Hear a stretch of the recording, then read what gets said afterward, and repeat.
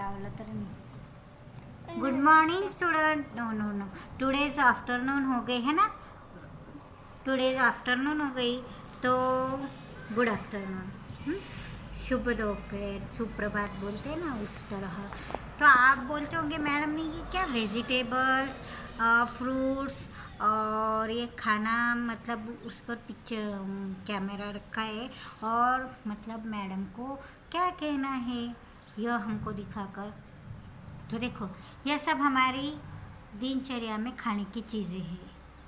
हमें फल, सब्जी और मतलब हर प्रकार का फूड खाना चाहिए जो हमारे शरीर को अच्छा रहता है। इसलिए तो देखो, यह फल, सब्जी और रोटी किस मामले में हमको, मतलब इसके बारे में क्या पढ़ने का है, इसके बारे में हम देखेंगे। तो पेज नंबर, मेरी ओल्ड बुक है इसलिए मैं आपको बता रही हूँ। पेज नंबर मेरे ओल्ड बुक का 22 है और आज का हमारा लेसन है आहार विहार के बारे में और सफलता के बारे में, सफलता की त्रिवेणी। तो देखो, जीवन में प्रत्येक व्यक्ति सफलता पाना चाहता है, बराबर है ना। यह कंपटीशन का युग है, स्पर्धात्मक युग है। तो इस स्पर्धात्मक युग में हर कोई अव्वल आना चाहता है, सबसे आगे आना चाहता है। तो जीवन में प्रत्येक व्यक्ति सफलता पाना चाहता है, आगे बढ़ना चाहता है। लेकिन सफलता हर किसी को मिलती है क्या? तो नहीं। जो कठिन परिश्रम करता है, कुछ नियम जीवन में लाता है, कुछ नियम का पालन करता है, वही व्यक्ति सफल बनता है। इसके लिए कर्मशील होना चाहिए। कर्मशील मतलब हमें सतत कार्यरत होना चाहिए, कंटिन्यू हमें अपना वर्क समय पर पूरा करना चाहिए। तो इस पाठ में, इस लेसन में लेखक ने जीवन में सफलता प्राप्त करने के लिए कुछ महत्वपूर्ण बातें बताई है। तो वह महत्वपूर्ण बातें ज़्यादा कुछ नहीं है, सिर्फ 3 बातें बताई। तो वही 3 बातों का अगर हमने अमल किया तो हम आसानी से सफलता प्राप्त कर सकते हैं। तो इस लेसन का नाम है सफलता की त्रिवेणी। लेसन का नाम क्या है? सफलता की त्रिवेणी।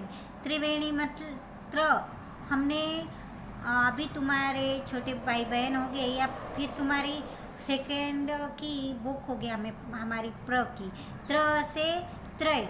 त्रय का अर्थ होता है 3। तो सफलता के 3 ऐसे मार्ग बताए, 3 ऐसे रास्ते बताए हैं। वह कौन से रास्ते हैं वह हम अभी पढ़ेंगे। मेरे एक परिचित है परम घनिष्ठ, मेरे मतलब लेखक के, और परम घनिष्ठ मतलब बहुत क्लोज फ्रेंड है लेखक के। तो लेखक बहुत दिनों से उन्हें देखता परखता आया हूँ। लेखक उन्हें बहुत दिनों से पहचानते हैं, उनकी जान पहचान बहुत पुरानी है। उनकी योग्यता, उनकी कार्यपटुता और उनके चरित्र का कायल हूँ। कायल मतलब गुलाम, मतलब वो इतने योग्य व्यक्ति है कि उनके कार्य से मैं प्रभावित हुई, साथ ही उनके कार्य से मैं उनके कार्य का मैं कायल भी हूँ। कायल का अर्थ क्या है? तो हम बोलते हैं ना, जैसे अनुयायी या फिर मानने वाले, उसका अर्थ दिया है मानने वाला। उनको मैं बहुत मानता हूँ। लेखक उस व्यक्ति को कार्यपटुता मतलब कार्य करने की चतुराई। अभी आप देखते हो हार्ड वर्क और स्मार्ट वर्क। हार्ड वर्क को आसान बनाने के लिए स्मार्ट वर्क करने की हमें क्या बोलते हैं, स्मार्ट वर्क करने की क्रिया हमें आनी चाहिए, या स्मार्ट वर्क करने के लिए वैसा दिमाग हमारे पास चाहिए। स्मार्ट वर्क के लिए चातुर्यता लगती है, वह हमारे पास चाहिए। वह गुण हमारे पास अगर हो तो हम अच्छी तरह से हमारे लक्ष्य को हासिल कर सकते हैं। अनेक महत्वपूर्ण एवं विशिष्ट सेवाओं के बाद 65 साल की उम्र में वे सेवा मुक्त हुए हैं, किंतु आज भी वे उतने ही सक्रिय, उतने ही सजग और उतने ही उत्साही हैं जैसे भविष्य की ओर उन्मुख 30-40 साल का युवक। तो देखो, आमतौर पर सेवा मुक्त मतलब रिटायर्ड होने की उम्र है 60 साल, लेकिन लेखक के जो परिचित है वह 65 साल की उम्र में सेवा मुक्त हुए, मतलब मोर 5 इयर्स के बाद उन्होंने 60 इयर्स के 5 ईयर के बाद रिटायर हुए हैं। तो तब तक वह कार्य अपने करते रहे थे। आज भी वे उतने ही सक्रिय, उतने ही सजग और उतने ही उत्साही जैसे भविष्य की ओर उन्मुख 30-40 साल का युवक। मतलब आज भी वह इतने एक्टिव है, इतने अलर्ट है। सक्रिय मतलब एक्टिव, सजग का मतलब अलर्ट, और उन्मुख मतलब भविष्य के सामने देखने के आज भी भविष्य के लिए वे आज भी जिस तरह 30-40 साल का युवक प्रेरित होता है, उसी प्रकार मुझे ये हासिल करने का है, मुझे ये पाने का है, मुझे जीवन में ये करने का है, इस तरह के सपने सजोए जैसे वे हमें लगते हैं। हाल ही में उनसे मिलने का संयोग हुआ। बातचीत के दौरान मैं उनसे पूछ बैठा, धृष्टता क्षमा करेंगे, आपकी इस महती उपलब्धियों का रहस्य क्या है? जीवन से आपने क्या सीखा? प्रश्न सुनकर वे गंभीर से हो गए, लगा जैसे चिंतन सागर में डुबकियां लगा रहे हो। फिर अपने को बटोरते हुए उन्होंने कहा, जिंदगी में कामयाब होना कोई मुश्किल नहीं है। यदि इंसान में प्रतिभा और परिश्रम है तो सफलता उसे मिलेगी ही। हाँ, कुछ बातें ऐसी अवश्य है जिन पर निरंतर ध्यान देते रहना, उनके अभाव में सफलता प्राप्त नहीं हो सकती। तो लेखक ने एक दिन पूछा ही, धृष्टता मतलब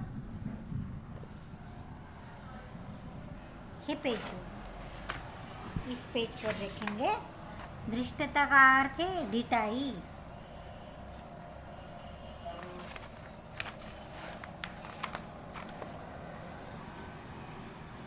तो लेखक ने एक बार ढिठाई से उस व्यक्ति को पूछा ही कि तुम्हारी सफलता का कारण क्या है।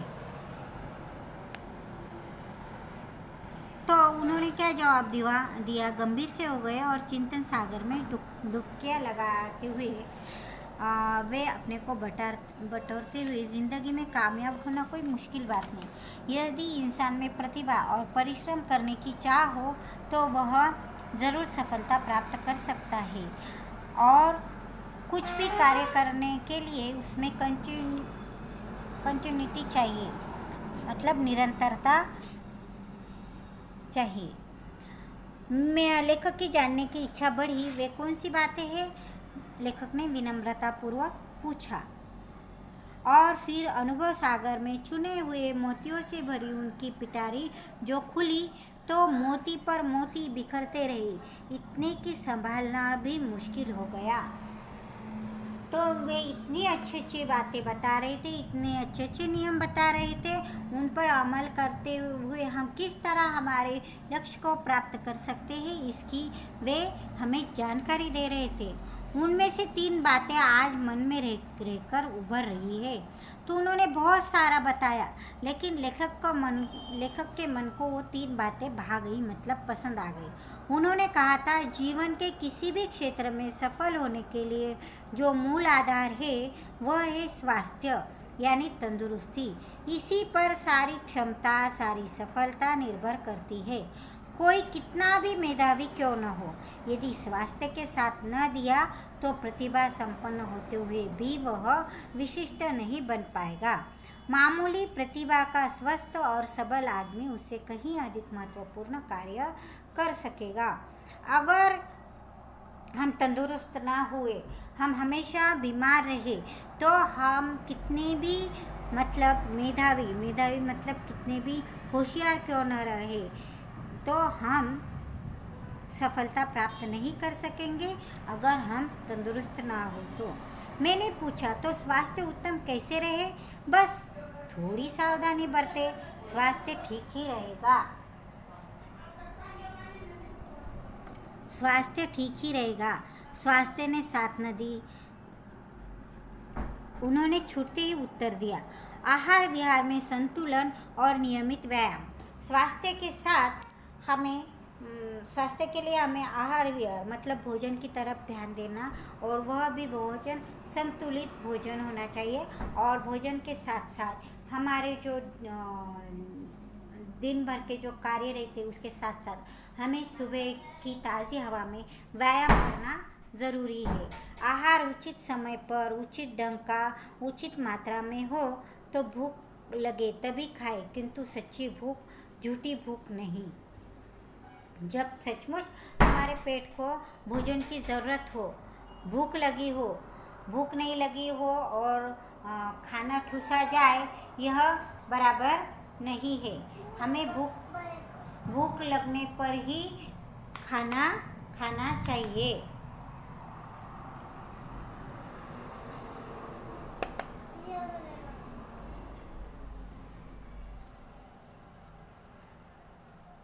इस सिलसिले में उन्होंने उस जमाने के मुग़ल सम्राट, भारत के दिल्ली के सम्राट, मुग़ल सम्राट अकबर की मिसाल दी, मतलब उनका उदाहरण दिया।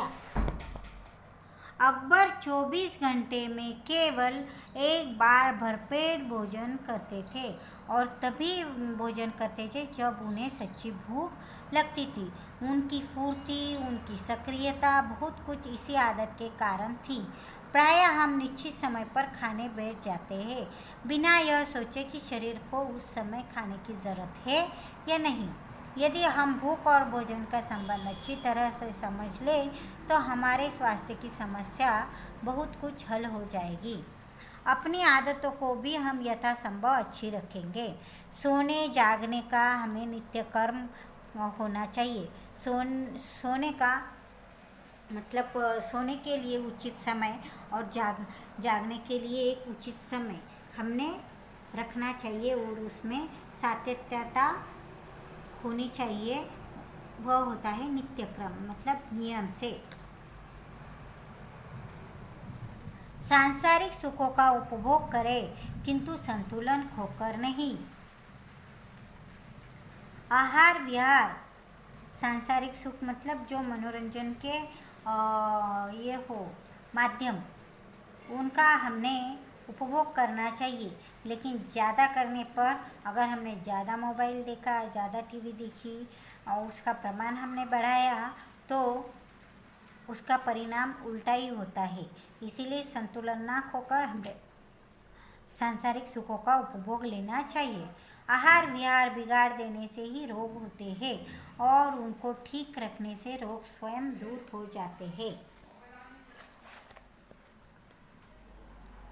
अच्छे स्वास्थ्य के लिए आहार विहार में संतुलन तो होना ही चाहिए। साथ ही हमें अपनी रुचि और सामर्थ्य के अनुसार नियमित रूप से व्यायाम भी करना चाहिए। लोग इस विषय में समय की कमी की शिकायत अक्सर करते हैं, किंतु यह बात जचती नहीं। ऐसी बातों से हम अपने को फुसलाते हैं, अपना हित हरगिज नहीं करते। स्वास्थ्य के लिए अगर आहार विहार की बात, व्यायाम की बात हमने की, और वह व्यायाम नियमित रूप से करना चाहिए, ऐसा अगर हमने किसी को कहा, तो लोग कहते हैं हमारे पास समय ही नहीं, समय नहीं होता है साहब। समय निकाला मतलब समय निकालना पड़ता है। समय तो हमने 6th स्टैंडर्ड में अभी समय है यह कविता पढ़ी है। तो समय रुकता है क्या? समय क्या है? चलता रहता है। समय तो ढलता रहता है, समय बचता नहीं, रेत की तरह वो फिसलता है। इसीलिए हमें उस समय का सदुपयोग करना आना चाहिए। इसीलिए समय नहीं, हमारे पास समय नहीं, हमें फुर्सत ही नहीं, ऐसा कहकर हम अपनी गलतियों को फुसलाते हैं। और इन गलतियों को फुसलाने से हम अपना हित की तरफ अनदेखा करते हैं। हित हरगिज नहीं करते, या हम अहित ही करते हैं। स्वर्गीय पंडित नेहरू यदि अपने व्यस्त जीवन में प्रातःकाल का कुछ समय दैनिक व्यायाम के लिए निकाल सकते हैं, तो हम ऐसा क्यों नहीं कर सकते। 15-20 मिनट सुबह खुली हवा में किया गया व्यायाम आगे चलकर उसी तरह फल देता है जैसे बीमे के लिए दी गई किश्त। बीमा मतलब लाइफ इंश्योरेंस, LIC आपने सुना होगा। मैं यहाँ पर LIC की मतलब कुछ ऐड नहीं कर रही हूँ, यहाँ पर दिया है बीमे की किस्त, इसलिए मैं आपको बता रही हूँ कि बीमे की किस्त मतलब हम हफ्ते हफ्ते में भरते हैं, थोड़े थोड़े इसमें। लेकिन जब वह मैच्योरिटी होती है, अर्थात तो उसका मतलब समय पूर्ण हो जाता है, हम कुछ समय के लिए वह पैसे जमा करते हैं और वह उस समय के बाद हमें बहुत बड़ी ऐसी रकम मिलती, वह हमारी ही रकम रहती है लेकिन वह हमें मिल जाती है। वे कहते जा रहे थे, स्वास्थ्य के साथ सफलता प्राप्ति में प्रार्थना का भी बड़ा महत्व है। हृदय से की गई सच्ची प्रार्थना कभी बेकार नहीं जाती, वह मनुष्य को मनचाहा फल देती है। तभी तो गांधी जी प्रार्थना पर बल देते थे। समर्पण की भावना से की गई प्रार्थना से एक अजब शक्ति मिलती है, तनाव ढीले पड़ जाते हैं और जीवन में एक नई उमंग, नई आशा का संचार होता है। तो पहली बात हमारे स्वास्थ्य के बारे में बताई गई है। स्वास्थ्य के लिए हमें आहार विहार और व्यायाम करना चाहिए, यह महत्वपूर्ण बात है।